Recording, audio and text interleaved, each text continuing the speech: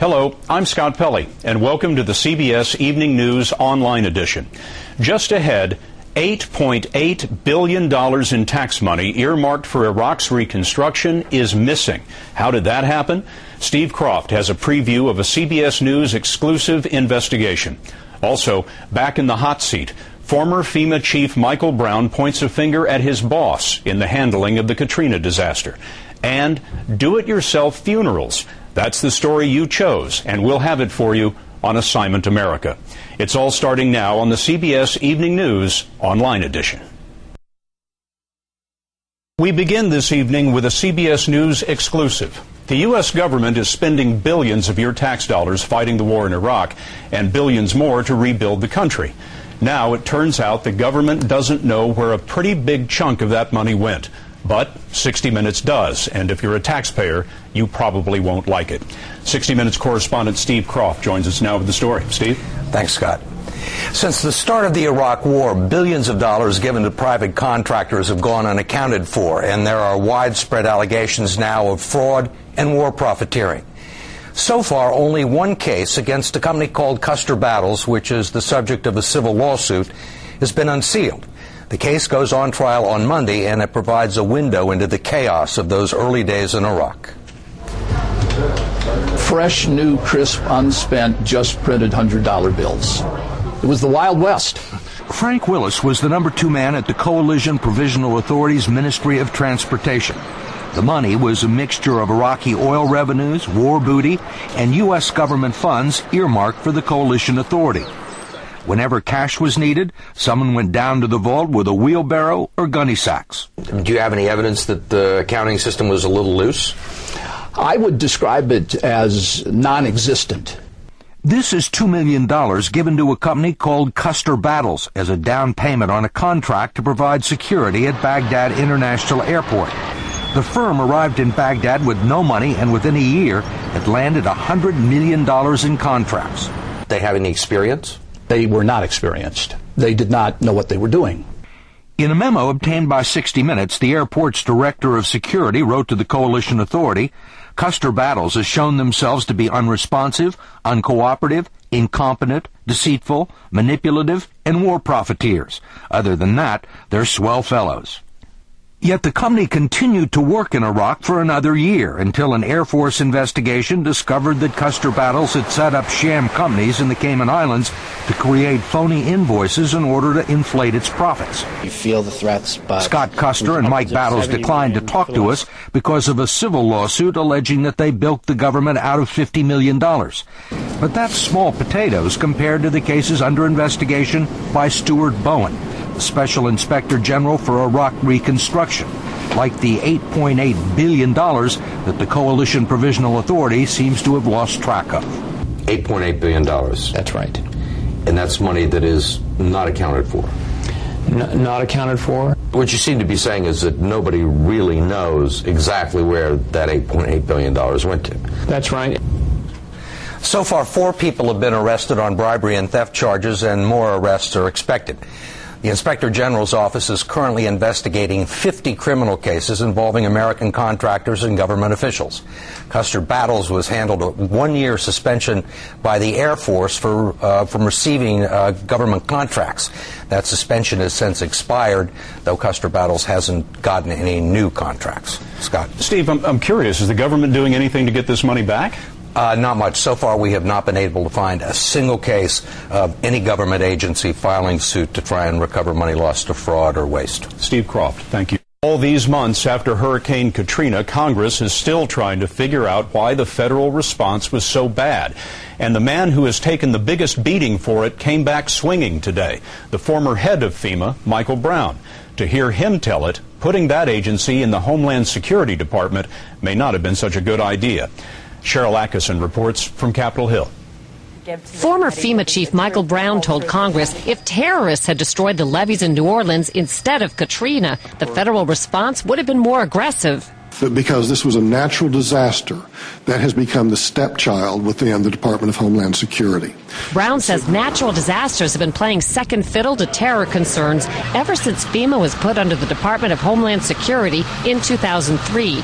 The merger was supposed to make the response to any kind of disaster quick, effective, and coordinated. But Brown told senators it's done just the opposite. He specifically hammered away at Homeland Security Chief Michael Chertoff and described a relationship so dysfunctional the two men weren't even talking directly as New Orleans levees were crumbling. The culture was such that I didn't think that would have been effective and would have exacerbated the problem. Republican Robert Bennett felt that provided a partial explanation as to why Chertoff seemed disconnected at times during Katrina. I think I now understand why Secretary Chertoff says he didn't know. He didn't know because you didn't think it would do any good for you to tell him. But that tension between the two didn't put the White House out of the loop, Brown testified. He says he took to end-running Chertoff and called the White House directly as New Orleans was flooding, keeping President Bush informed either personally or through two top aides. He's fuzzy on exactly who he talked to and when. But when Republican Norm Coleman got specific about Brown's supposed leadership failures, Brown lost his cool. And if you want something else from me, put it on the table and you tell me what you want me to admit to. A little more candor would suffice. Thank you, Madam How much Chair. more candid? What more? Ask me the question, Senator. Ask me the question. But if anyone thought Brown would drop a dime on the president today, he didn't. In fact, he said that when he asked for help during Katrina, the White House delivered. Scott? Cheryl, with all this blistering criticism, what did Secretary Chertoff have to say for himself today? Secretary Chertoff wouldn't talk with us today when we asked. His office said he had a very busy schedule and would rather focus on lessons learned than worrying about responding to things that Michael Brown said. However, Chertoff will have his turn before the committee next week, so stay tuned. Cheryl Atkinson, our Capitol Hill correspondent. Thank you, Cheryl. We're beginning a new interactive series tonight in which you make the story assignment.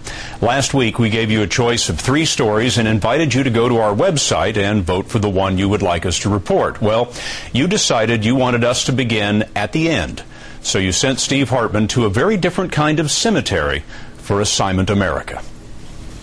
If you went for a walk at Ramsey Creek Nature Preserve in Westminster, South Carolina, not knowing what it really is. So this is a cemetery. This is where it starts. You might never notice. You don't see them. Have we passed any yet? I think there may be some. 70 some. Buried and barely marked in the country's first all-natural, do-it-yourself cemetery. We all sort of helped lower it down. Carol Young says her father didn't want to be just another box in a row at a traditional cemetery. And then we all took turns filling the grave. Ramsey Creek allows people to have pretty much any kind of funeral they want, as long as the casket is biodegradable, and you are too. That means no embalming. Yeah, we're hoping. Dr. Billy Campbell started the cemetery 7 years ago. He bought the land and sells the plots. Cost? Roughly $3,000, or about half what a regular burial would be. We kind of thought it would be all the tree-hugging, granola-crunching, people like me, but it turned out that it had a broader appeal. Similar cemeteries are now open in California, Florida, and pretty soon upstate New York. The concept even made it into an episode of HBO's 6 Feet Under. Of course, like any radical idea, do-it-yourself cemeteries have also faced blistering criticism. The prejudice there is that they're equating simplicity with being crude. Wow. We're really hoping that people will see these as places of life where you can also be buried. But even more importantly, Dr. Campbell says his cemetery model could be used to conserve millions of acres across the country. Buy up land, sell plots, make parks. We'll quite often see turkeys in here. Question is, would you visit a park built by and built on the dearly departed? It's just like... Carol Young says she'd love it if you would. It really pleases me personally and for him that he can be a part of such a beautiful place. Will my next assignment take me to a beautiful place? Remember, the decision is yours. Just go to cbsnews.com, click on Assignment America, and vote for your favorite story idea for next week. We could meet the brain trust behind an ingenious new soybean-powered car. The twist? These guys aren't in the auto biz. They're in high school. Or we could see the fastest-growing high school varsity sport. Guess what? It's bowling. Or finally, forget the Olympics. We need to find America's 6 best Sudoku players. The World Championships are right around the corner. So please go to cbsnews.com. Click on Assignment America and pick the story you most want to see next Friday. And as always, remember, my career is in your hands. Scott? More stories are just a click away, but don't forget to join us on television for the on-air edition of the CBS Evening News. On Monday's broadcast, call it Terror Town.